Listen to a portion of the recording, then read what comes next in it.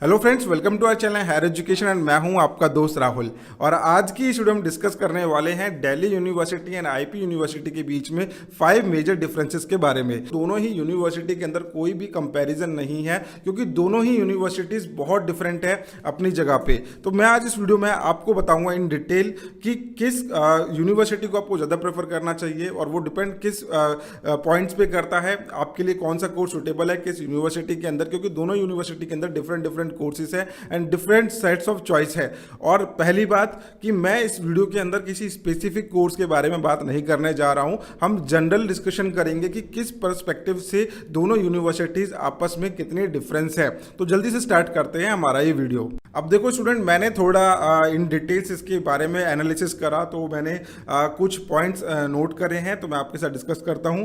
First point है कि दोनों का जो एफिलिएशन है that is IP university is a state government university and Delhi university is a central university.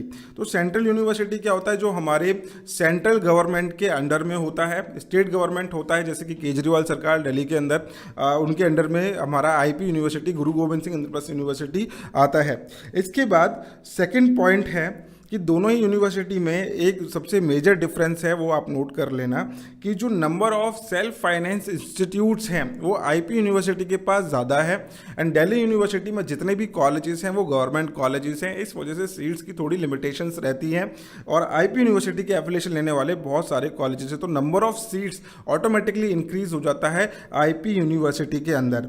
तो ये सबसे बड़ा डिफरेंस है कि self financed institutes IP university के पास ज़्यादा है। सेल्फ फाइनेंस का मतलब होता है प्राइवेट इंस्टीट्यूट्स। अब प्राइवेट इंस्टीट्यूट्स क्या होता है, लाइक आप किसी स्कूल में पढ़ रहे हैं, डीपीएस में पढ़ रहे हैं, डीएवी में पढ़ रहे हैं, कोई भी पब्लिक स्कूल है, प्राइवेट स्कूल में पढ़ रहे हैं, लेकिन आपको जो मार्कशीट है वो मिल रही है सीबीएसई की। तो ये बहुत सिंपल वे है समझने का, मैंने लास्ट वीडियो में भी ये एग्जाम्पल लेकर समझाया था। तो उसी तरीके से आपको जो डिग्री मिलेगी that is from IP university and आपका इंस्टीट्यूट होगा वो कोई भी हो सकता है। और आईपी यूनिवर्सिटी के अंदर मोस्टली सेल्फ फाइनेंस मैंने बोला है, इसका मतलब ये नहीं कि इसके अंदर गवर्नमेंट कॉलेजेस नहीं है, इसमें भी काफ़ी सारे गवर्नमेंट कॉलेजेस हैं डिफरेंट कोर्सेज के लिए। लाइक बीटेक के लिए इसमें गवर्नमेंट कॉलेजेस हैं एंड बीबीए के लिए भी इसमें गवर्नमेंट कॉलेज है, बीएससी नर्सिंग के लिए गवर्नमेंट कॉलेज है। तो गवर्नमेंट कॉलेजेस आईपी यूनिवर्सिटी के पास भी है, but number of self finance institute ज़्यादा है इन कंपेरेटिव टू सेंट्रल यूनिवर्सिटी। तो ये पॉइंट नंबर 2 था हमारा। इसके बाद हम बात करते हैं जो सबसे बड़ा इशू बनता है स्टूडेंट्स के बीच में, that is a fee structure. और फी स्ट्रक्चर की बात करें तो आईपी यूनिवर्सिटी का जो फी स्ट्रक्चर है कंपैरेटिवली हाई रहता है दिल्ली यूनिवर्सिटी से, क्योंकि दिल्ली यूनिवर्सिटी में जैसे कि मैंने अभी आपको बताया कि गवर्नमेंट इंस्टीट्यूट ज़्यादा है एंड गवर्नमेंट इंस्टीट्यूट्स की जो फीस होती है वो कम रहती है। आईपी यूनिवर्सिटी के पास सेल्फ फाइनेंस इंस्टीट्यूट ज़्यादा है जहाँ पे ज़्यादा इंफ्रास्ट्रक्चर की नीड होती है, ज़्यादा प्राइवेट फैकल्टी की नीड होती है। तो ऑब्वियस सी बात है, अगर प्राइवेट इंस्टीट्यूट होगा तो वो आपसे जो नॉमिनल फीस होती है उससे थोड़ा सा ज़्यादा लेगा according to the facilities they are providing to you. इसके बाद फी स्ट्रक्चर बड़ा होने का रीज़न ये भी होता है कि सेल्फ फाइनेंस इंस्टीट्यूट्स में मेंटेनेंस ज़्यादा होती है, फैकल्टी जो होती है वो प्राइवेट वर्क करती है, तो जो कॉलेज है उसी को सारा बियर करना होता है, आपका ट्यूशन फीस से लेके सब कुछ। तो वहाँ पे थोड़ी सी हमारी कॉस्ट ऊपर हो जाती है। गवर्नमेंट में तो आपको पता ही है हम टैक्सेस वगैरह पे करते हैं और बाकी जो हमारी गवर्नमेंट है हमारे लिए बहुत सारी चीज़ें खुद से करते हैं, तो इस वजह से यहाँ पे जो है लो फी स्ट्रक्चर रहता है। इसके बाद हम बात करते हैं point number 4 is your professional courses and courses के बीच में जो डिफरेंसेस हैं उसके बारे में बात करेंगे। अब इन जनरल मैं यहाँ पे सिर्फ एक कोर्स की बात नहीं कर रहा, मैं यहाँ पे बात कर रहा हूँ सभी कोर्सेज के लिए।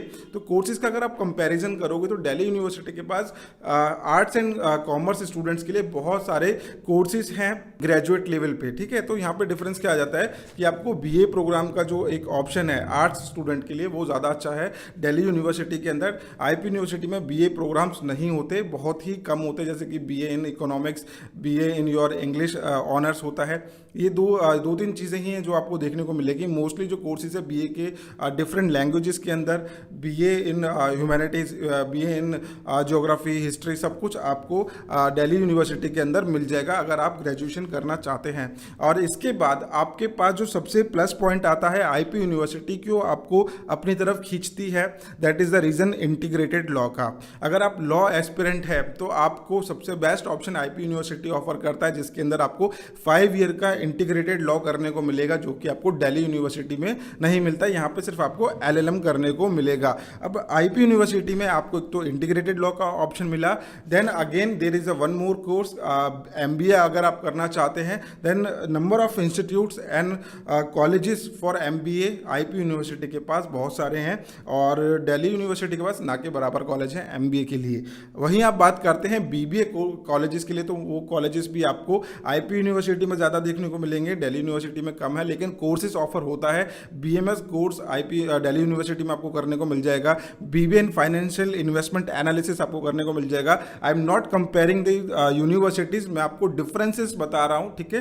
कंपैरिजन हम यहाँ पे नहीं कर रहे हैं तरीके से। अगर आप मेरी बात से सहमत हो तो कमेंट सेक्शन में ज़रूर लिखना, और मुझसे बोलने में कुछ गलती हो गई हो, क्योंकि this is very responsible task जो मैं आप लोगों के लिए अभी ये डिफ्रेंशिएट कर रहा हूँ। किसी कोर्स में ऊपर नीचे हो जाता है तो भाई माफ़ कर देना।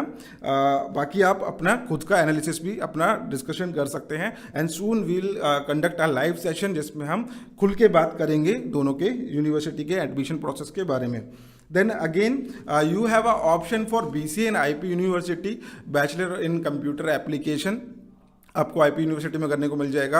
वहीं आपको दिल्ली यूनिवर्सिटी के अंदर आपको बीएससी इन कंप्यूटर एप्लीकेशन करने को मिलता है। दोनों का ही admission process and streams difference है, आपको पता होगा। इसके बाद जो मेजर कोर्स आफ्टर 12th होता है, that is for engineering B Tech की अगर हम बात करें तो बीटेक के लिए जो नंबर ऑफ इंस्टीट्यूट्स है आईपी यूनिवर्सिटी में ज़्यादा है, and number of stream offered in different branches like civil आप कर सकते हैं, आप इलेक्ट्रिकल के लिए जा सकते हैं, आप ईसी के लिए जा सकते हैं। तो आपके पास जो वेरिएशंस है in IP university, you have a lots of options, and बहुत अच्छे अच्छे इंस्टीट्यूट्स हैं जो आप अप्लाई कर सकते हैं। वहीं मैं बात करता हूँ बीटेक के टर्म में दिल्ली यूनिवर्सिटी के अंदर, तो दिल्ली यूनिवर्सिटी में आपको एक क्लस्टर इनोवेशन का ऑप्शन मिलता है। क्लस्टर इनोवेशन के अंदर भी सिर्फ एक ही स्ट्रीम है, that is B Tech in information technology and mathematics. तो यहाँ पे आपको प्लस पॉइंट मिल जाता है आईपी यूनिवर्सिटी के अंदर। अब मैं थोड़ी बात करता हूँ दिल्ली यूनिवर्सिटी की तरफ। तो दिल्ली यूनिवर्सिटी के जो कॉलेजेस हैं, अगर आपको एक बार एडमिशन हो जाता है तो आपको प्लेसमेंट्स काफ़ी अच्छी मिल जाती हैं इन बीएमएस बीबीए। बहुत हाईएस्ट सैलरी पैकेज इनके बहुत अच्छे जाते हैं, जैसे कि शहीद सुखदेव कॉलेज, एसआरसीसी। अगर आप बीकॉम में एडमिशन लेना चाहते हैं तो एसआरसीसी आपके लिए बहुत अच्छा कॉलेज है। तो दिल्ली यूनिवर्सिटी की एक अलग इंपॉर्टेंस होती है, आईपी यूनिवर्सिटी की एक अलग इंपॉर्टेंस होती है। वो इंपॉर्टेंस बनती है the course you want to do. अगर आप इस एक्सक्लूसिवली इंटीग्रेटेड लॉ करना चाहते हैं then IP university is the only choice. इसके बाद आपके पास जामिया मिलिया का भी ऑप्शन है, बट वहाँ पर रिजर्वेशन बहुत ज़्यादा है, तो वहाँ पे आपको प्रॉब्लम हो जाती है एडमिशन लेने में। लेकिन आईपी यूनिवर्सिटी में यू कैन कम्पीट, तो यहाँ पे आपको मिल सकता है। इसके बाद हम बात करते हैं कोर्सेज के बारे में। बीएलएड अगर आप करना चाहते हैं तो बीएलएड का ऑप्शन आपको दिल्ली यूनिवर्सिटी में अच्छा मिलेगा। आईपी यूनिवर्सिटी में बीएड कोर्स होता है, और हर एक चीज़ की अलग अलग इंपॉर्टेंस है। दिल्ली यूनिवर्सिटी में आपको बीएससी कोर्सेज ज़्यादा करने को मिलेंगे, बीएससी आईपी यूनिवर्सिटी में नहीं होता। तो दिल्ली यूनिवर्सिटी के अंदर आप बीएससी किसी भी स्ट्रीम में सर्च करोगे ना, मिल जाएगा आपको करने के लिए। तो दिल्ली यूनिवर्सिटी का प्लस पॉइंट ये है कि अगर आप ग्रेजुएशन करना चाहते हैं, साइंस स्ट्रीम में बीएससी करना चाहते हैं, फर्दर स्टडीज़ के लिए जाना चाहते हैं, एमएससी करना चाहते हैं, then you have a very good option in Delhi university जो कराते हैं। कॉलेजेस की मैं बात नहीं कर रहा। तो मेरे यहाँ तक ख्याल है 4 पॉइंट्स, 4th पॉइंट तक हम पहुँच चुके हैं। 5th point is admission process. तो एडमिशन प्रोसेस के बीच में भी दोनों ही यूनिवर्सिटी के बीच में डिफरेंस आपको देखने को मिलेगा। वो डिफरेंस क्या है? सिलेक्शन क्राइटेरिया के बारे में हम बात कर लेते हैं थोड़ा सा।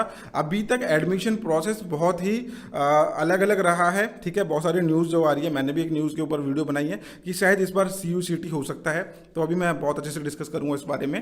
तो आईपी यूनिवर्सिटी का जो एडमिशन प्रोसेस होता है वो that is totally on entrance exam based. यहाँ पे आपके 12th का कोई रोल ही नहीं है, बस आपके पास 50% होना चाहिए। मोस्टली कोर्सेज के अंदर जो eligibility that is a 50% in your class 12th। इसके बाद आपको एक एंट्रेंस एग्जाम देना होता है। एंट्रेंस एग्जाम के बेसिस पे आपको एक रैंक मिलेगा, देन आपकी काउंसलिंग हो जाएगी। दूसरी तरफ दिल्ली यूनिवर्सिटी के अंदर अलग अलग कोर्स के लिए अलग अलग तरीका है एडमिशन लेने के लिए। यहाँ पे एंट्रेंस एग्जाम बेस्ड भी एडमिशन होते हैं, मेरिट बेस्ड भी एडमिशन होते हैं। तो इस साल क्या सुनने में आया है कि दिल्ली यूनिवर्सिटी के जो एंट्रेंस एग्जाम है वो भी आईपी यूनिवर्सिटी की तरह टोटली आपके एंट्रेंस एग्जाम एग्जाम बेस्ड कर दिए जाएंगे, बट इस न्यूज़ में अभी कोई सच्चाई मेरे को दिख नहीं रही है।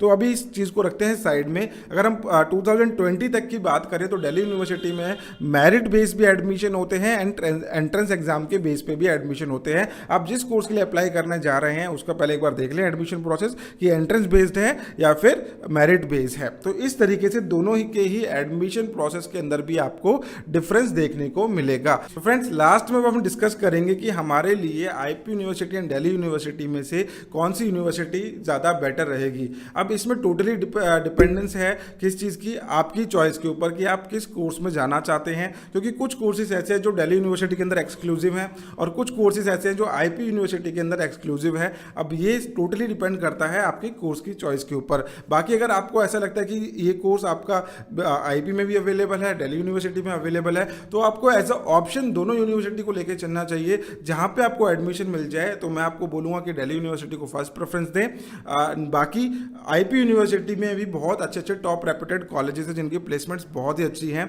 अगर फीस स्ट्रक्चर का इशू है तो आपकी फर्स्ट प्रायोरिटी दिल्ली यूनिवर्सिटी ही होनी चाहिए और आपको उसके लिए फाइट भी करनी चाहिए। किसी यूनिवर्सिटी के अंदर अप्लाई करने का मतलब ये नहीं होता कि आपका वहाँ पे एडमिशन हो गया है, वहाँ पे आपकी तरह लाखों स्टूडेंट्स अप्लाई करते हैं। You have to compete for your own admission seat. तो इसके बाद फ्रेंड्स मेरे ख्याल से आपके बहुत सारे डाउट्स क्लियर हो गए होंगे और आने वाली कुछ वीडियोज़ में मैं आपके लिए बहुत ही इंपॉर्टेंट डाउट्स एंड क्वेरीज के ऊपर डिस्कशन करने वाला हूँ, तो वीडियोज़ मिस मत करना। एंड अगर आपको ये वीडियो अच्छी लगी है तो ज़रूर लाइक करना और बने रहे हमारे चैनल हायर एजुकेशन के साथ इसी तरीके के एजुकेशनल कंटेंट के लिए।